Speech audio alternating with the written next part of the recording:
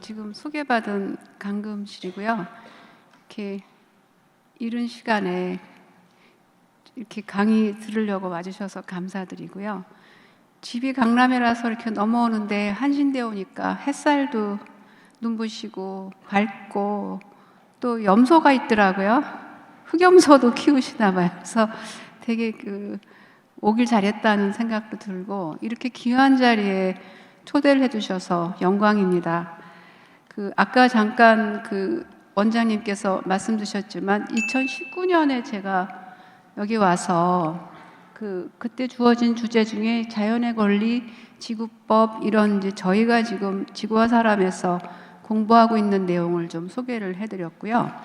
오늘은 그의 연장선인데 조금 더 이제 포괄적인 그리고 통합적인 비전의 출현과 흐름에 대해서 설명을 드릴까 합니다. 이거 사실 저의 고민이 담긴 거기도 한데 아마 여러분도 신학을 하시기 때문에 신학이야말로 가장 근본적이고 존재에 관한 고민을 담고 성찰하는 학문이니까 지구와 사람 하면서 제가 계속 해온 고민은 디지털 세계에 AI가 출현하는 이 과학기술의 시대, 우주 탐사를 하는 인간이 또 지구 안에서는 자연을 다 파괴해가지고 지금 기후위기 시대로 진입을 했다는 것은 이제는 불가역적인 사실이 됐거든요. 그러니까 굉장히 이제 어떻게 보면은 인간 존재 자체가 역설이잖아요. 신학에서 에덴 동산의 추방부터 시작해서.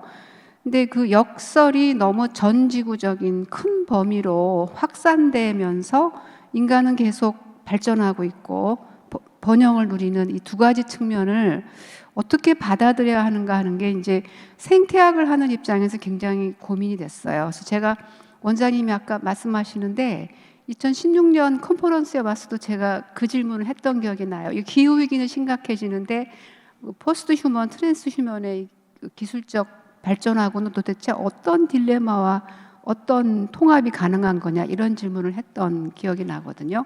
그래서 이제 오늘은 이제 제 고민을 조금 길목길목 담아서 제 나름대로 정리는 했는데 내용은 하나도 제 게 아니에요. 다 이렇게 훌륭한 분들과 과학자분들, 신학자분들이 말씀하신 거를 이제 이 지점에서 지금의 시대를 어떻게 보고 우리가 통합적 비전과 실천 과제들을 가져갈 수 있을지에 대해서 제가 정리한 부분을 조금 설명드리도록 하겠습니다.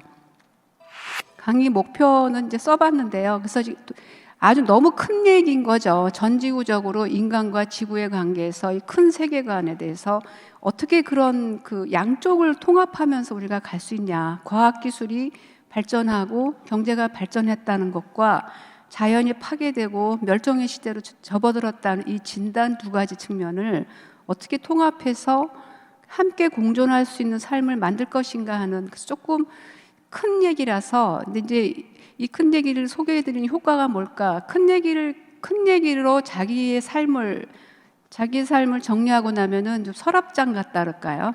거기다 이렇게 집어넣을 수가 있잖아요. 집안 정리도 그렇잖아요. 그러니까 근데 우리는 이미 각 개인의 삶을 살고 개인의 삶도 버겁지만은 전 지구적이고 전 우주적 삶을 살고 있다는 것을 알게 된 시대이기 때문에 크게 보는 거는 좀 필요하다고 보는 거죠.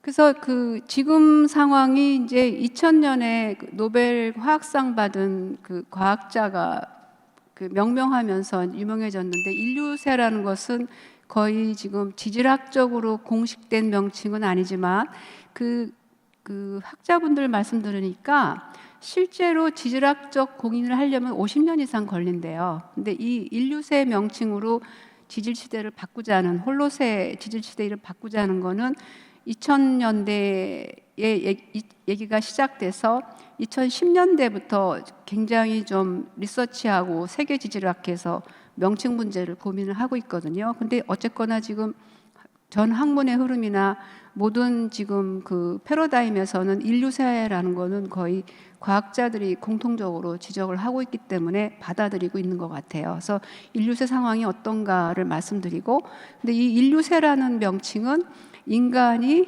이 전지구적으로 정복했다 그럴까? 지배력이 너무 커졌다는, 인간이 어떻게 하느냐에 따라 지구의 운명이 달라진다는 현 상황에 대한 조금은 네거티브한 진단이라면, 생태에 대해라는 얘기는 이거를 극복해서 희망의 미래로 가자는 좀 포지티브한 그 문제제기라고 세계관의 제시라고 할 수 있어요. 그리고 제가 이렇게 쭉 보면은 이 생태대라는 그 표현만큼 인류세의 대안으로서 쓸 수 있는 담론이 마땅치가 않더라고요. 그래서 이걸 설명을 드리고, 그러면 이 생태대 비전 속에서는 지금의 우리가 갖고 있는 삶과 문화가 어떻게 바뀌어야 된다는 건지, 그 대안들에 대한 노력들을 좀 소개하는 세 가지로 흐름을 말씀드리겠습니다.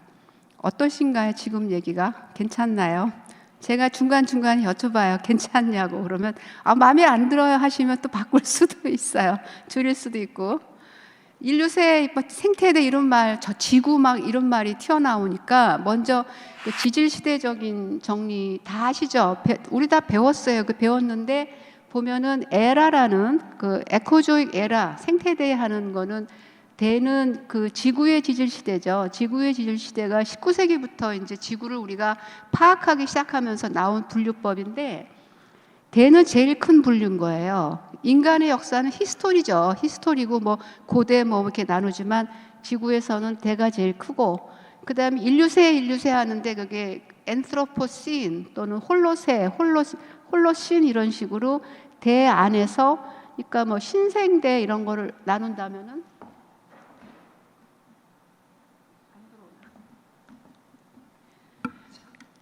그래서 조금 말씀을 드리면은 지금 중생대의 그 공룡대 멸종했다는 거 우리가 잘 알죠, 그렇죠? 중생대 백악기, 그 다음에 그 고생대 캄브리아기가 엄청나게 폭발적으로 생명들이 출현했다는 거 우리가 알고 있고요. 지금은 신생대라고, 지금 우리가 살고 있는 시대는 신생대고, 지금 그 분류로는 맨 위에 있는 홀로세에 살고 있다고 얘기하죠. 그래서 홀로세의 특징은 빙하기를 거쳐서 우리가 지금 살고 있는 적정한 온도가 유지되고 있는 11,000년 동안이라고 지금 보고 있습니다.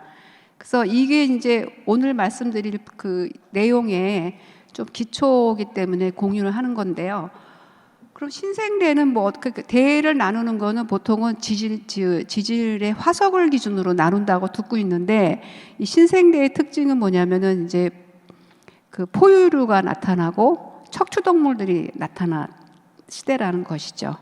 그 중에서 홀로세는 기후가 안정된 시대고, 인류가 출현한 것은 한 뭐 몇백만 년 됐다고 하니까 홀로세 이전이겠죠. 홀로세 이전에 3기, 4기, 그때 정확하진 않지만 뭐 200만 년이라고 보기도 하고, 그러니까 사실 우리 조상이 굉장히 오랜 시간 그 추위에 시달리면서 돌아다닌 거죠, 지구를. 그러다가 이제 홀로세 때 날씨가 따뜻해지면서 정착을 하고, 뭐 메소포타미아 문명, 뭐 바빌론 문명, 뭐 황하, 이렇게 강변을 중심으로 고대 문명이 발생하고 이러면서 지금 시대가 온 것이죠.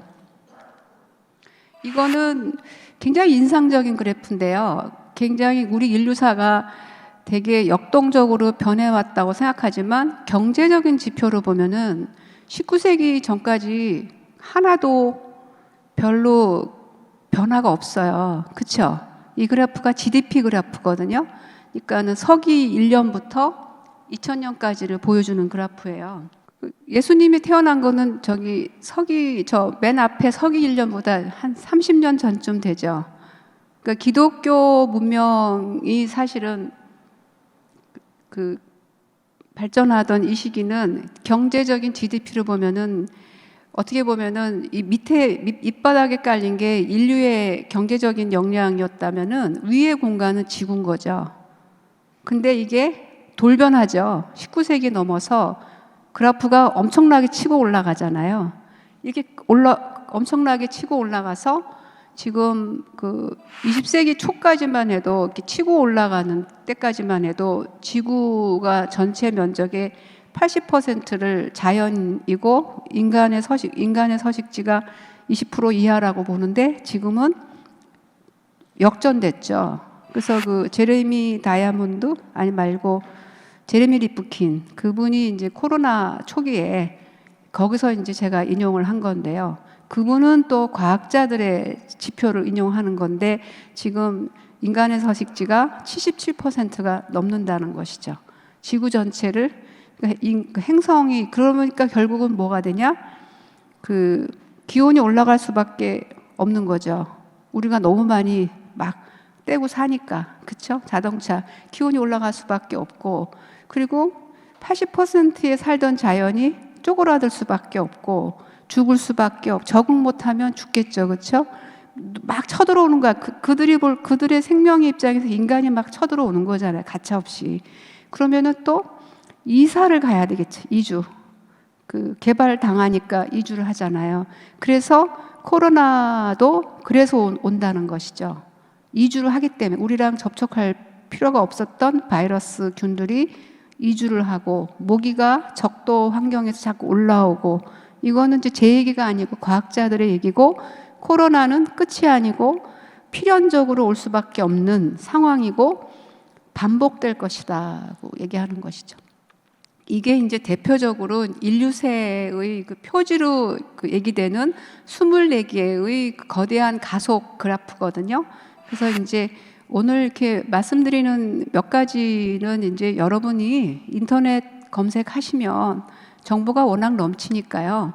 그 그레이트 악셀레이션, 거대한 가속, 이게 이제 인류세가 얘기하는 지표예요. 그래서 그걸 네이버 검색이나 해보시면 많은 내용이 나오는데 12개의 인간 사회가 변한 지표, GDP래거나 인구래거나 뭐 도시의 증가 이런 지표와 지구 생태계의 지표, 그러니까 뭐 해수면 상승 문제, 뭐 빙하 문제, 뭐 이산화탄소 배출 문제 12개 지표씩을 비교를 했더니 인간의 지표가 저렇게 급상승하는 동안에 지구의 지표는 완전히 정비례로 급강하했다는 것이죠. 그러니까 저 지표 속에서 인간의 지표는 엄청 좋아진 거고요. 엄청 많아지고 엄청 좋아진 거고 지구의 지표는 엄청 나빠진 거고.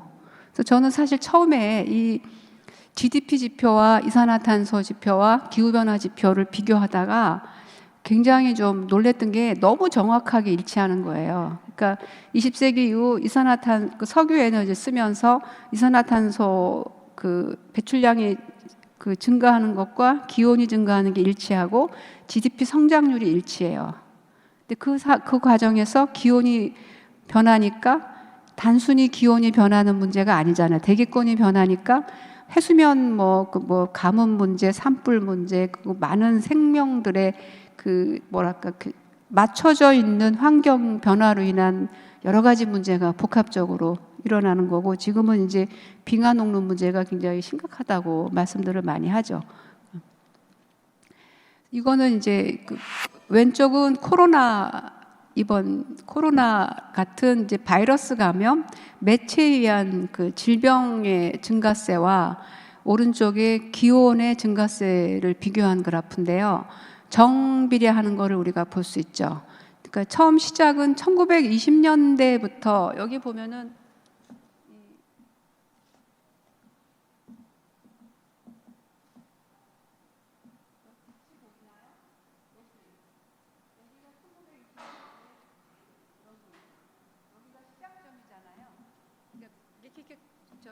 평균으로 가다가 확 치솟는 시점이 대충 1920년대에서 1940~50년대 사이 20세기 초반이죠. 그때 그냥 아까 맨 처음에 보여드린 바닥에 있었던 GDP 추세가 가다가 확 솟기 시작하는 거예요. 그래서 어떻게 보면은 이렇게 확 변한 이 환경을 우리가 안전하게 관리하고 있는가? 실패했다고 보는 거죠. 기후위기가 왔고 멸종 문제 왔어. 근데 앞으로라도 안전하게 관리할 수 있을까? 이게 이제 큰 시대적 과제인 거죠. 왜냐하면 이거는 그 많은 모든 문제보다도 가장 큰 문제이기 때문에 우리는 이제 말하자면은 이 채플실에서 같이 공부하고 뭐 싸우기도 하고 이렇게 그런 게 있는데 이 채플실 전체가 무너진다 그러면 어떻게 되겠어요? 제일 큰 문제인 거죠. 지금은 채플실이 지금 흔들흔들하고 무너지고 있는데 모르고 있다냐? 대체로 모르는데 이제 많이 알게 됐고 과학자들은 계속 경고하는 거죠. 이거 관리하고 빨리 이거 무너지지 않게 안 하면 큰일 난다, 그 얘기를 하는데, 지금 여기서 암만 어떤 토론과 논쟁을 해도 채플실이 무너지는 것만한 중요한 이슈는 없는 거죠. 그래서 이 전체 지구와 이 전지구적인 지금의 여러 가지 큰 현상을 알고서 거기에 더 많은 관심을 기울이고 나의 하나하나 내 과제도 그걸 염두에 두고 좀 전환할 필요가 있는 것이죠. 그리고 최근에 보면은 2020년 이후에 이제 경제 기업계에서 ESG가 정착되기 시작하면서 전 사회가 기후 패러다임으로 지금 바뀌고 있어요. 모든 판이 바뀌고 있어요. 그렇게 바뀌는 거죠, 틀이. 그래서 아시면 좋겠다 싶고요. 그래서 이제 인류세의 24개 지표를 보여드렸고, 그런 질병, 우리가 직접적으로 제일 고통받는 거는 이 감염 문제인데, 뭐 지난 3년 여러분도 어려움을 겪으셨고, 근데 이게 이제 처음이 아니고 시작이라는 얘기가 있고요. 그리고 실제로 세계보건기구에서 예측을 했더라고요. X라는 표현을 써가지고 그 병명을 알 수 없는 큰 대규모의 팬데믹을 초래할 병이 올 수 있다고 예측하고 그 다음 해부터 시작이 된 거예요, 코로나가. 그래서 그러면은 이 24개의 거대한 과속이라는 지표로 인류세라고 이제 명명을 한 거죠. 이게 그 지표가 그 인간이 이 지구를 완전히 통제하게 됐다. 인간이 지구를 이제 장악했다. 그래서 인류세라는 이름을, 홀로세 대신에 인류세라는 이름을 붙였는데, 이 인류세에서 지금 가장 큰 특징으로 이제 두 가지를 들죠. 그게 이제 기후 위기하고 생물 다양성 문제고, 유엔에서 그 IPCC하고 IPBES라고 생물 다양성을 측정하는 기관과 기후 변화를 측정하는 기관들이 그 보고서를 내면 유엔이 해마다 당사국 총회를 하면서 결정을 해나가거든요. 그래서 2015년에 IPCC가 보고서를 낸 걸 보고 1.5도 넘지 않게 기온을 넘어가는 걸 막자고 결정을 했고, IPBES는 생물 다양성 측정 기구예요. 2019년에 굉장히 중요한 보고서가 나왔고, 작년에 뒤에서 설명드리겠지만 2030년까지 복원하자 30%로, 제가 아까 말씀드린 게 8대2 내지는 자연이 15%로 줄어들었다고 그랬잖아요. 그거를 최소한 30% 복원하자는 연구하고 기준 내고 그렇게 하기 때문에 이 기후 위기하고 생물 다양성 문제를 좀 더 깊이 알고 싶다고 하면은 IPCC하고 IPBES를 기억하셨다가 검색하시면 좋을 것 같습니다. 그래서 이 기후 위기 아주 최근에 지난달에 나온 6차 보고서거든요. IPCC 6차 보고서에 그 기사가 나와 있는 어떤 변화들이 있는지 이걸 소개해드리고요. 보도 자료도 굉장히 자세하게 나와 있습니다. 6차 보고서. 그래서 관심 있으시면은 읽으시면 좋을 것 같아요. 그래서 전반적으로 걱정하는 거는 2015년에 1.5도를 넘지 말자. 그럼 왜 1.5도인가 궁금한데, 적응할 수 있는 환경에 우리가 기온이 많이 변해도 그나마 적응할 수 있는 게 1.5도까지라고 본 것 같아요. 근데 지금 과학자들은 2030년에서 2050년 사이에 이미 지금 1.1도가 넘어가고 있기 때문에, 이걸 보면은 여기 지금 1.09도라고 나오죠, 메뉴에. 이게 지금 넘어갔다는 거고, 1.09도까지 평균 기온을 상승했다는 거니까, 이게 이제 이미 1.5도는 막기 어렵다고 보더라고요. 왜냐? 파리 기후 협약하고 이산화탄소 배출을 줄이자고 했지만 그 후에도 팍 늘지, 그러니까 조심은 하겠죠, 각국이. 근데 여전히 증가세를 멈추지 못하고 있기 때문에, 그래서 1.5도 막기는 어렵다고 보고, 이제 특히 해외에서 얘기가 많이 나오는데, 어댑테이션, 적응 문제, 이미 올라가는 기온과 이미 변해버린 이 지구상의 삶을 어떻게 적응할까, 그리고 계속 막기도 막고 적응도 하고, 그래서 이 적응의 과제가 많이 부각이 되고 있고, 기후 위기가 우리나라에서도 이제 대중적으로 인식이 확산되면서 삶을 어떻게 바꿀 거냐, 그러니까 올라가는 걸 막기 위해서 이산화탄소 배출량도 줄이지만 그 이 기후가 바뀌는 데에 재난도 대처하고 우리가 또 적응도 해야 되는 문제가 겹쳐 있다는 것이죠. 그래서 관심 있으시면은 이 기상청 보도 자료가 그래서 요약이 잘 돼 있고요. 그리고 이제 처음에 이제 지질 시대 말씀을 드렸는데, 그럼 왜 인류세라는 말을 하느냐? 이게 이제 문제가 이제 단순한 기온 문제가 아니고 지구의 지질 시대가 바뀌고 있기 때문에, 그러니까 상당히 이제 문제가 인간의 삶이 전에는 지질 시대적 고민을 하지도 않았어요. 그렇죠? 히스토리의 고민이지 뭐 지질 시대적 고민을 하지를 않았는데, 이제는 우리가 지질 시대를 바꿔놨기 때문에 그 홀로세의 안정된 기후를 벗어났다는, 저기 그 그래프의 맨 오른쪽에 이렇게 빨갛게 치고 올라가는 게 중간선이 평균 영도라고 치면 빨갛게 치고 올라가는 선이 이제 인류세 기온이 벗어났다는 거거든요. 1도 벗어났죠.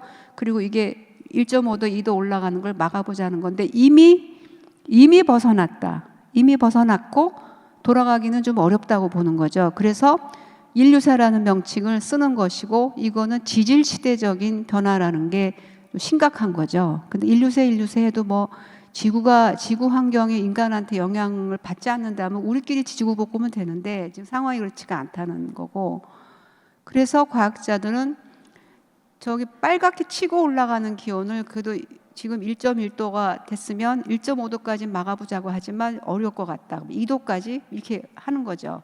그래서 그 상황에서라도 관리를 열심히 하고 우리가 막고 열심히 적응하고 좋은 인류세를 만들어보자는 얘기를 합니다. 과학자들이 이미 인류세다. 그렇지만 네거티브한 인류세가 아니라, 파멸로 가는 인류세가 아니라 우리가 지금부터라도 관리를 잘해서 좋은 인류세를 만들어보자고 하는데, 저는 그래도 좀 낙관을 하는 편이에요. 왜냐?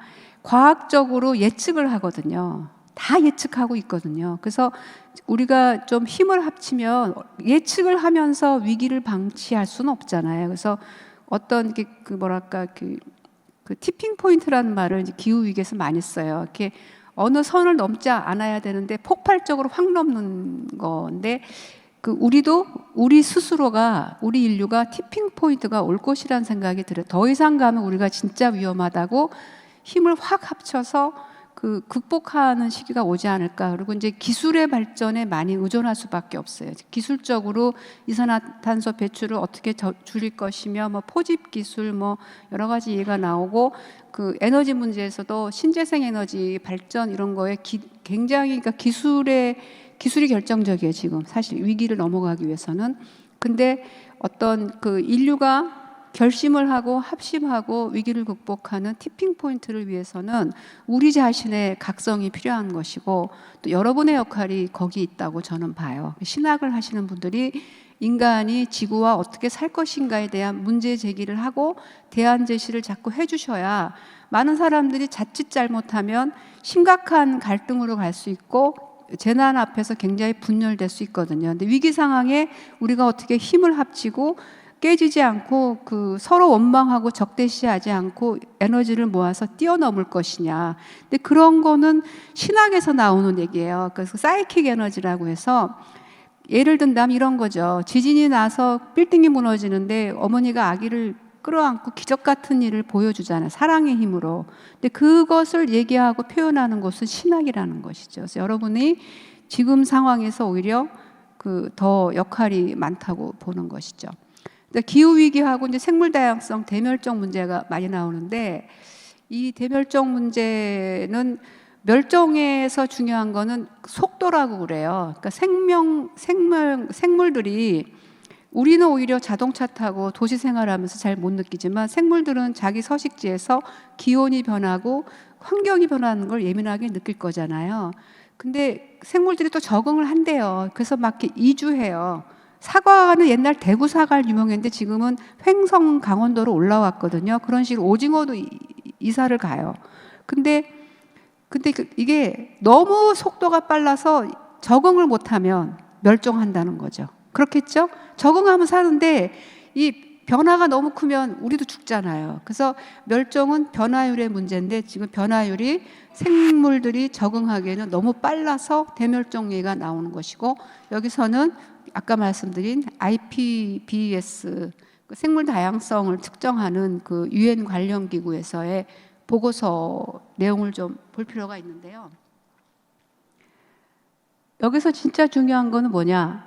척추 동물들이 엄청나게 급속도로 멸종하고 있다는 지적이에요. 그래서 여섯 번째 대멸종이라는 말이 사실은 인류새만큼 일반화가 됐어요.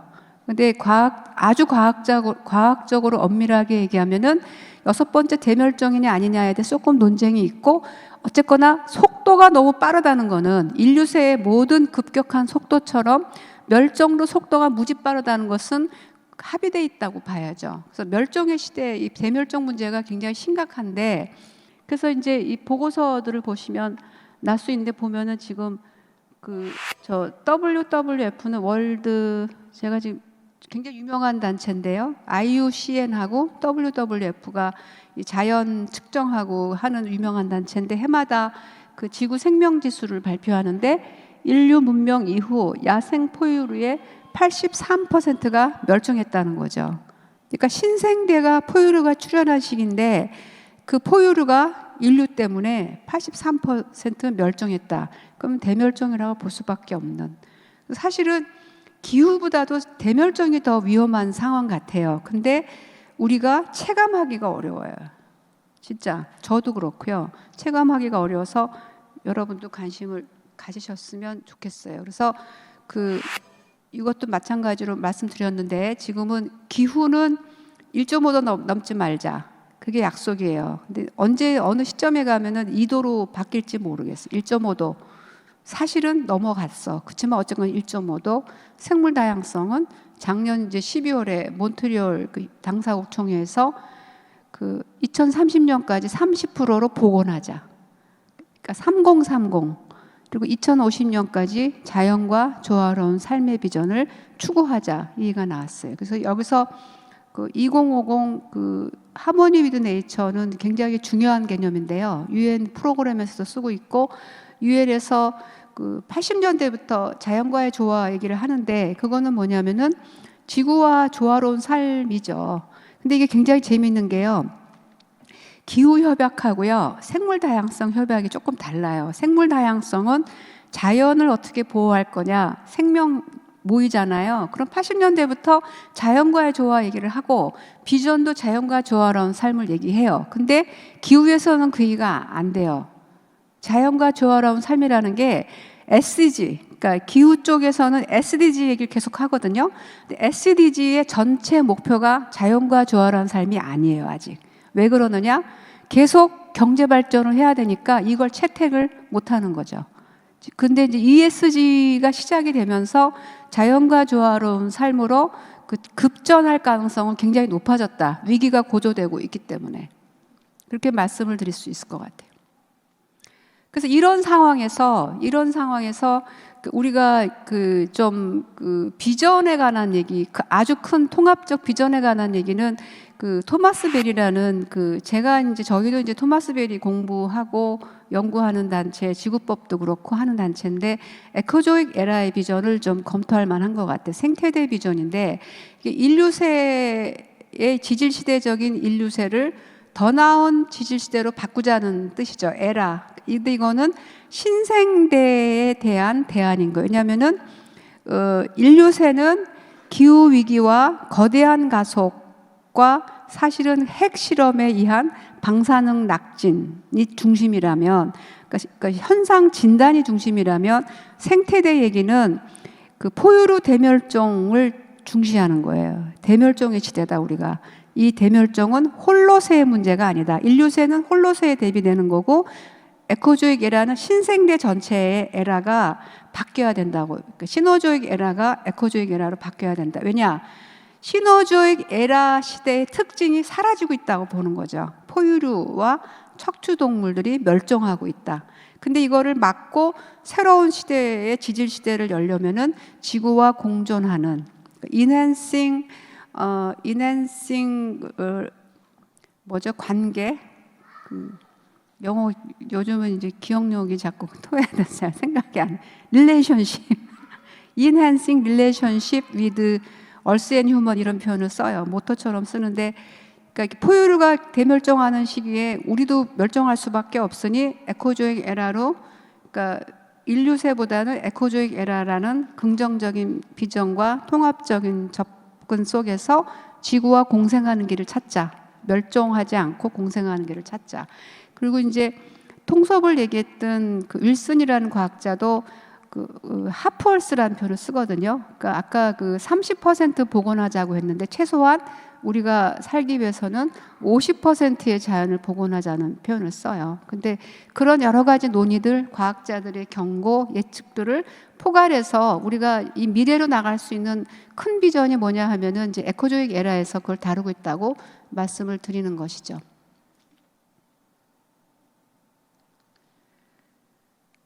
Enhancing Relationship이라는 표현을 쓰는데요. 이거는 사실은 우주론, 그러니까 우주를 다시 봐야 되는 문제랑 좀 연관돼요. 그러니까 이게 이 얘기를 들어가면은 이제 좀 복잡해질 수 있는데, 우리 기독교는 창세기 창조론이 있기 때문에, 그러니까 하나님이 만들어서 참 보기 좋았다는 그 세상을 코스모스라고 그 인식을 해왔다면은 현대 과학의 시대에서는 이 우주가 계속 빅뱅 이후에 움직이고 있는 코스모제너시스라는 것을 발견을 해낸 것이죠. 그래서 이 우주론 코스모제네시스를 기반으로 해서 우주에서 지구가 출현하고 지구에서 생명이 출현하고 생명에서 인간이 출현한 이 서사적, 진화적 서사 속에서 세계관을 만들어 보자는 취지입니다. 그 진화적 서사 속에서 우리 인간의 세계관을 만들어 보자. 그 전에는 사실 세계관이 각 국마다 달랐죠. 불교 문명의 세계관이 다르고 기독교 문명의 세계관이 다르고 근대의 세계관, 그러니까 지금 그 20세기부터 지금 여러 가지 인류세 문제가 생겼는데 이 근대 산업 문명 이후의 세계관은 뭐냐? 압축해서 말씀드리면은 세계 인권 선언에 나타난 게 우리의 세계관이에요. 이게 뭐냐? 인간은 존엄하다죠. 인간은 존엄하고 민주주의, 법치주의, 인권, 이게 3대 지축이죠. 근데 이게 틀렸나요? 아니죠.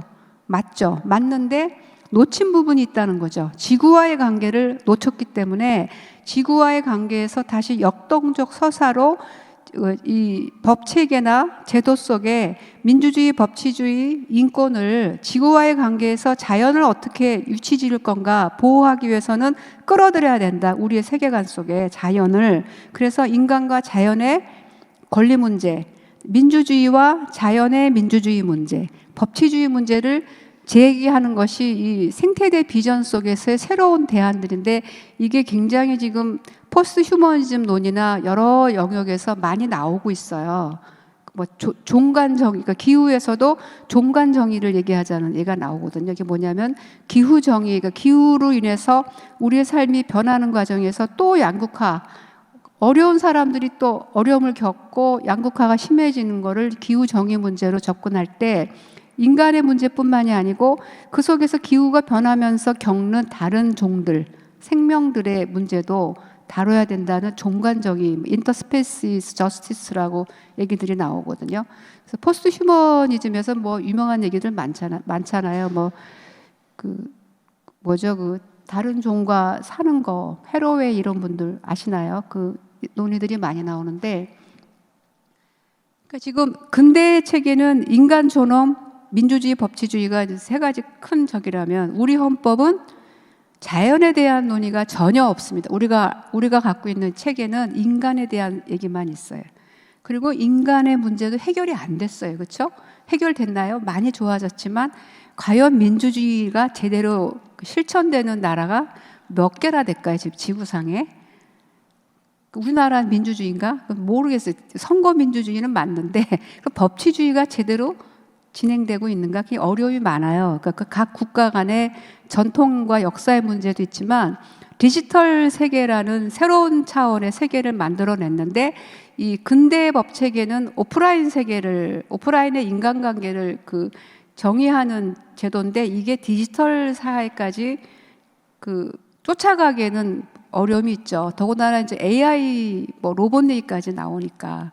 그러니까 어쨌거나 우리가 익숙한 인권과 민주주의와 법치주의에서 한 발 더 나가야만 되는 상황인 거예요. 어쨌거나 나가야 되고, 나갈 때 제일 위험한 이 채플실이 무너지는 기후 위기와 멸종 문제에 대한을 위해서 지구에 대한 배려를 좀 더 많이 해야 된다고 말씀을 드릴 수 있을 것 같아요. 딴 걸 못해도 AI 개발 스톱하더라도 그러면 스톱할 수도 있어요, 사실은. 그리고 뭐 좀 중단하자는 논의도 나오더라고요. 저기 그 캠브리지인가 어디서 그 인류의 미래 연구원 연구소에서 그 유명한 분 누구죠? 우주 탐사하고 그 트위터 인수하고 한 멜론 머스크도 그렇고 6개월인가 뭐 당분간 좀 AI 개발을 좀 중지하자. 왜냐하면은 윤리적인 문제가 해결이 안 된 채로 이게 너무 치고 나간다는 이제 우려들이 있는 것이죠. 그러니까는 지구를 좀 더 생각하자. 그래서 지구 중심적이라는 표현을 쓰는데요. 그래서 이 제안, 생태대의 비전을 제안하고 보다 더 지구 중심적으로 인간의 문제를 접근해야 우리가 인간이 아닌 다른 존재도 배려한다는 것이죠. 인간 중심적으로 생각하면은 다른 존재는 자꾸 대상화가 되니까 지구 중심적인 세계관으로 바꾸자는 논의고, 이거는 이제 토마스 벨이라는 과학자가 문명사학자가 과학자하고 함께 우주이야기라는 책을 썼고, 신학에서 볼만한 책은 신생대로부터 생태대로라는 책과 지구의 운명과 그리스도의 미래라는 책이 있어요. 뒤에 조금 소개를 해드리겠는데요. 아주 쉽게 얘기하면은 이거죠. 지금 인류세라고 할 만큼 지구의 상황을 다 뒤바꿔 버릴 만큼 인간의 힘이 너무 세졌고, 우리 자신도 이제 위기에 들이닥쳤으니 이거를 극복하기 위해서 노력을 하되 새로운 세계관이 필요하다. 그 세계관은 근대의 인권, 휴머니즘을 넘어서 그 얼스 센트리즘까지, 얼스 휴머니즘까지, 뭐 울트라 휴머니즘이라는 표현도 써요. 그렇게 지구를 포괄하는 휴머니즘의 시대로 넘어가야 한다. 그래서 이제 우리 모두 제도를 바꿔보자. 그렇게 좀 말씀드릴 수 있을 것 같아요. 그래서 이 지구 전체하고 인간의 문제를 연관해서 지구 패러다임으로 넘어가자는 이 논의가 제가 봤을 때 굉장히 그 인상 깊고 중요한 논의가 71년에 나온 미국의 과학자 베리 커머너가 얘기한 생태권 얘기거든요. 그러니까 우주에서 우리가 이제 진화적 출현에서는 이제 우리의 가치관에서 서사가 나올 수 있는 거. 우리는 어디서부터 시작한 존재냐? 우주의 출발부터 시작해서 지구가 출현하고 생물들의 진화 속에서 우리 인류가 걸어나왔다. 이렇게 쓸 수가 있겠죠. 우리나라 헌법을 보면은요, 헌법 전문이 있거든요. 전문에 유구한 역사에 우리 대한민국은 이러고 나와요. 그래서 보통은 3.1운동에서 시작하나, 그렇죠. 저도 법학자인데 기억이 안 나네. 한번 보셔요. 헌법 전문이 그 나라의 그 계보를 쭉 얘기하거든요. 성경 보면은 뭐 쭉 나오잖아요. 어느 집안, 어느 집안, 어느 집안. 그러면은 이제 지구적인 헌법에서는 앞으로 우주가 이렇게 태어나서 지구가 생겨가지고 태양계가 생겨서 지구가 생겨서 생명들이 출현하고 우리 인류가 출현했다. 그런 맥락 속에서 우리 대한민국은 이렇게 나와야 되겠죠. 그리고 하나 또 말씀드리고 싶은 게 근대의 그 가치관은 인간 존엄인데요. 모든 게 인간 존엄인데 왜 인간은 존엄한가라는 질문에 대한 답이 없습니다.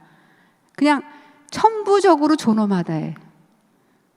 근데 지금 현대 과학에 의해서 밝혀졌잖아요. 밝혀졌는데 얘기하기가 굉장히 난처한 부분이 있어요. 생명이 출현해서 인간이 이렇게 출현해서 인간이 문명을 이뤄서 우리 대한민국은 할 수는 있는데, 그렇게 갈 경우에 다른 생명들을 얕잡아 보기가 굉장히 어려워집니다. 그렇지 않나요? 거기서 진화의 그 계열에서 인간만 위대하기가 좀 어려워지죠. 어떠세요? 그래서 인간 존엄뿐만이 아니고 자연 존중이 이제 진화적인 새로운 그 지구 중심적 세계관에서는 나올 수가 있는 거죠. 이분이 특히 생태권 얘기를 했는데, 우리 지구가 그 38억 년 동안의 역사를 겪으면서 정확하게는 모르지만 원래 생명들이 다 죽을 때 산소가 태어나고 식물들이 광합성을 발견해서 생명이 살 수 있는 지구가 됐다 그래요. 지구가. 그래서 이제 가이아 이론인 이런 데서 지구와 생명들이 상호 협력해서 지금 우리가 살 수 있는 지구를 만들었다는 얘기를 하는데, 이게 이제 왜 중요하냐면은 이 생태권 얘기가 그 대기권의 이산화탄소가 너무 많지 않아야 태양의 빛이 너무 세게 들어오는 걸 막아주는 게 그 온실효 뭐죠? 그 대기권 위에 프레온 그 오존층이 있고, 대기권은 적당한 이산화탄소가 그 열이 들어와서 다 나가지 않게 막아서 따뜻한 기온을 유지하는, 그러니까 이게 말하자면 생물권이고 생태권인데, 이게 이렇게 둥근 지구의 원형이잖아요. 이거를 우리가 깨버리면은 우리는 이제 위험해지는 거죠. 우리 자체가. 우리도 그 산소를 호흡하고 사는 그 생명이니까. 그래서 이분이 중요한 이유가 71년에 이 생태권 이슈는 그 전부터 이제 과학자들이 지적을 했는데, 이분이 중요한 이유는 환경 문제를 문제 제기하면서, 그러니까 지구 1970년대 미국에서 한참 환경 문제 이슈가 커질 때였어요. 환경 문제가 왜 문제인 줄 알아? 우리가 생태권을 깨고 있기 때문이야. 이 지적을 했기 굉장히 중요한 분이에요. 그래서 이거는 이제 그 우주 이야기를 토마스 베리하고 함께 썼던 이제 수리 물리학자 브라이언 토마스 스윕이라는 분인데, 이분은 이제 그 생태권에서 그 지금 현대의 이슈를 그 품어안는 정신권 논의도 하고 있거든요. 근데 이것도 상당히 좀 유념해 볼 만한 거라 소개를 해드리고요. 그래서 그 지구 패러다임, 그러니까 지구와 함께 사는 인류, 그리고 근대의 세계관을 넘어 자연이라는 지구를 우리 제도 속에서 보호하고 일정 부분 권리도 부여하고 이렇게 케어하게 하는 새로운 세계관이라는 그 패러다임 흐름에서 좀 중요하다고 생각되는 분들을 제가 정리를 해봤습니다. 아까 1971년에 생태권, 우리 환경 문제, 이대로 가면 지속가능 발전은 생태권을 깨면 안 된다는 지적을 했던 굉장히 중요한, 그러니까 지구의 생태권과 우리의 지속 가능성을 연결시킨, 그래서 굉장히 중요한 게 베리 커머너고요. 이게 거의 제가 볼 땐 거의 첫 번째 논인 것 같아요. 문제를 아주 정확하게 지적을 하셨거든요. 그리고 원은 닫혀야 한다라는 번역서가 있습니다. 베리 커머너의 그 책은 정말 권하고, 저는 이제까지 생태학 공부를 한 10년 넘게 했는데 이 책이 정말 최고의 책이라는 생각이 들어요. 그 다음에 이제 90년대인가요? 70년대네요. 제임스 러브록 가이아 이론 많이 아시죠? 과학자가 나사에서 일하다가 지구는 가이아인 것 같아라고 명칭을 붙였는데, 왜냐하면은 지구가 물질이고 생명이 따로 있고 이게 아니라 지구의 여러 가지 성분과 생명이 출현하는 게 지구의 성분 속에서 출현하면서 생명이 또 지구를 바꾸고, 왜냐하면 광합성을 통해서 지구 조건을 바꾼 건 생명이거든요. 그러니까 상호 협력하면서 지구를 이루고 있다 해서 가이아라고 얘기했다가 욕도 많이 먹었지만 이게 다시 가이아라는 명칭이 지금 부활하고 있죠. 그 다음에 이제 90년대에 유니버스 스토리라고 토마스 베리하고 생태대 비전을 같이 언급한 브라이언 토마스 스윕, 지금 캘리포니아 쪽에서 가르치고 계신데요. 이분이 이제 누스피어 프로젝트도 진행하고, 그러니까 이 지구와 인간의 관계를 얘기한, 생명과 인간의 관계를 얘기한 큰 흐름을 보면은 중요한 부분이고, 그다음에 2000년에 지구헌장이라고 그 자연계와 인간의 여러 가지 제도를 통합해서 봐야 된다. 인테그럴 에콜로지라고 하는데 통합해서 봐야 된다. 그래서 지구헌장은 우리 지구가 공동의 집이고 생명 공동체라는 전문으로 시작을 해요. 제가 아까 말씀드린 전문이 바뀐다면 어떻게 우리는 생명과 함께 사는 지구 공동체의 일원이고, 그래서 4개의 장으로 나눠져서 민주주의, 법치주의, 평화를 다 다루고 있는데, 그 부분에 인간과 자연을 함께 보는 새로운 패턴의 차터를 만든 거죠. 그래서 이 지구헌장이 지속가능 발전 논의에서 굉장히 진정한 의미의 지속가능 발전이 뭔가를 요약을 잘했고, 유네스코하고도 이제 교육 교재를 쓰고 되게 많이 하고 있는, 그래서 이분이 이름이, 저도 요즘 기억력이 굉장히 나빠져 갖고요, 금방 생각이 안 나는데, 이분이 1992년 리우헤이 사무총장을 한 분인데 이름이 또 생각이 안 나요. 여러분 좀 찾아보시겠어요? 되게 굉장히 활동을 많이 하신, 환경 쪽에서 활동 많이 하신 모리츠 암스트롱인가 뭐 그런 분인데, 이분이 굉장히 중요한 역할을 하신 것 같고요. 이분이 또 그 인터넷 검색해 보면은 북한 문제에도 많이 논의를 하셨더라고요. 그래서 이름을 써놓을 걸 기억이 안 나네요. 무슨 암스트롱, 모리스 암스트롱인가, 그 지구원장 보면은 나올 텐데요. 그 북한 이슈도 많이 다루고, 그 다음에 이제 굉장히 중요한 게 2009년에 나온 플라니터리 바운더리 논의입니다. 이게 25명이 넘는 과학자가 프로젝트를 진행해서 발표한 건데요. 우리 지구의 그 여건을 9개의 영역으로 나눠서 측정을 하는 거죠. 기후하고 생물 다양성은 이미 위험 지수를 넘어섰고, 그거 외에도 9개의 영역을 우리가 지켜야지만 이 지구 공간 안에서 사는데 플라니터리 바운더리를 지키지 못하고 이게 자꾸 위험해지고 있다는 지적을 하고 있고, 이것이 지금은 전 세계적으로 그 플라니터리 바운더리를 기본으로 하는, 그러니까 굉장히 기본 모델로 지금 사용이 되고 있습니다. 그러니까 유엔의 그 IPCC나 IPBES의 보고서 외에 이 요한 럭스트럼의 그 플라니터리 바운더리가 굉장히 중요하고요.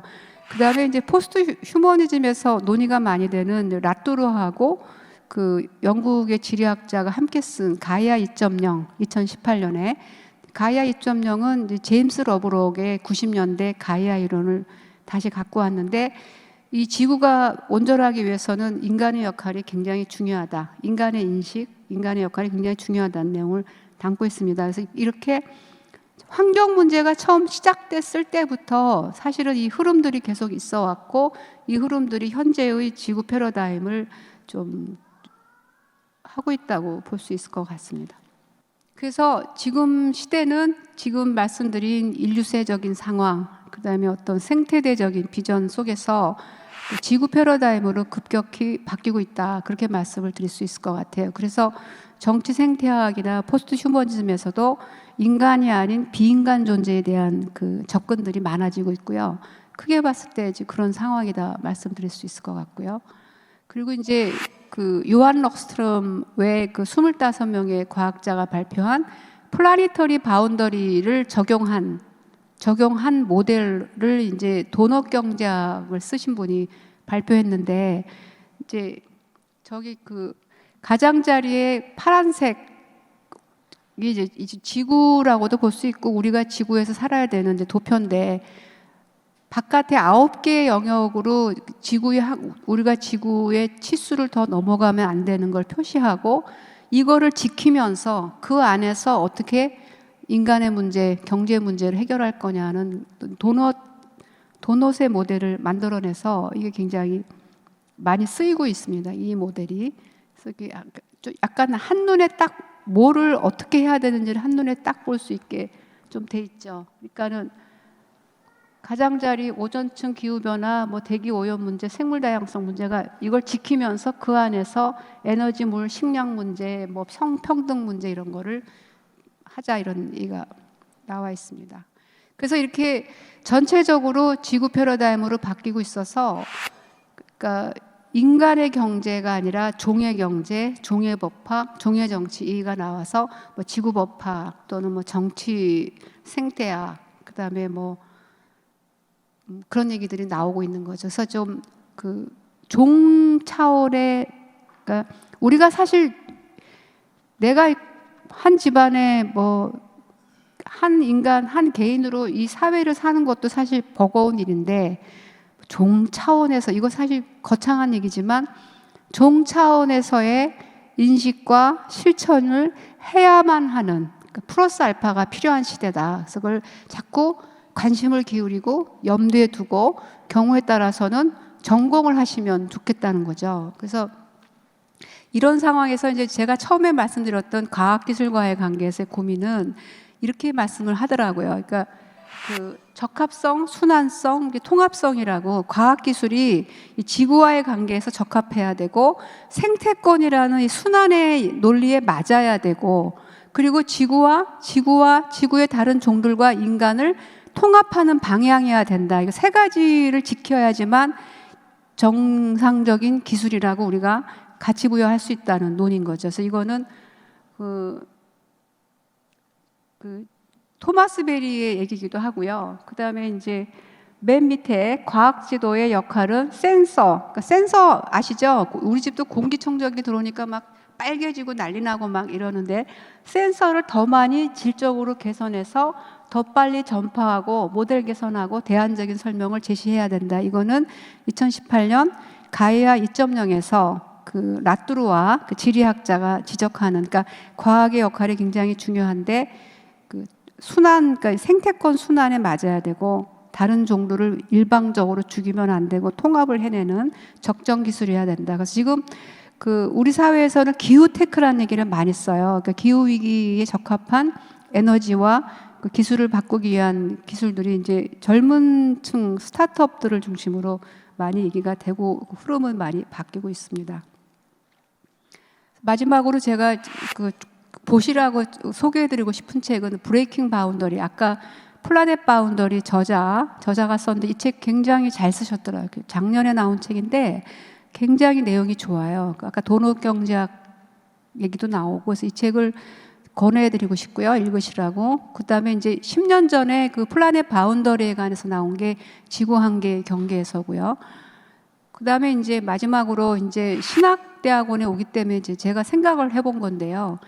지구 윤리가 이제 필요한 거죠. 윤리가 확장돼야 되고 질적인 전환이 돼야 되는데 그 기독교는 굉장히 그 많은 서사와 그걸 갖고 있기 때문에 지구 윤리를 만들어낼 수 있는 역량, 잠재력을 가지고 있거든요. 그래서 신학에서 왜 생태 신학 얘기도 나오고 뭐 굉장히 신학적인 논의가 많잖아요. 지금이야말로 세계적인 전환, 뭐 전지구적인 전환에서 신학의 역할이 굉장히 중요한데 그래서 아까 제가 원장님께 생태신학보다는 지구신학이라는 이름으로 하셨으면 좋겠다. 생태신학하면은 자연만 다룬다고 생각들을 하거든요. 그래서 인간과 지구의 관계를 창세기의 재해석, 그 다음에 뭐 그리스도의 재해석을 통해서 얼마든지 신학적 접근이 가능하지 않을까. 그리고 제가 그리고 여러분이 그런 역할에서 소명을 갖고 자부심을 갖지 않을까 싶고요. 이 책을 소개하면서 말씀드린 게 강연을 신학대학원에 와서 하게 돼서 제가 이 책을 찾아봤는데 두 가지를 새로 발견했어요. 하나는 지금 얘기하는 그 지구 패러다임 논의에서 많이 얘기하는 게 다양성하고 차이거든요. 뭐 들레즈 이런 철학자들이 토마스 아퀴나스가 중세입니다 한 얘기더라고요. 신학 안에서, 신학 대전에서. 그래서 토마스 베리가 토마스 아퀴나스 이름을 따서 토마스라고 이름을 바꾼 건데 토마스 아퀴나스로 돌아가서 다시 신학을 재해석할 필요가 있는 것 같고요. 또 하나는 굉장히 희망적인 메시지가 담겨 있어서 인용하면서 마칠까 하는데요.